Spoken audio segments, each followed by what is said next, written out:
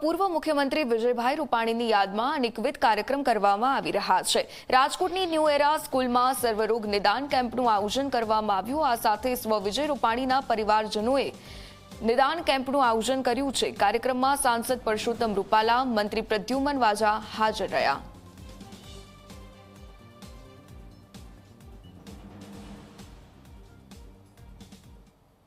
પપ્પાની પ્રથમ પુણ્યતિથિએ આજે 14મી રવિવારે અમે મેડિકલ કેમ્પનું આયોજન કરેલું છે।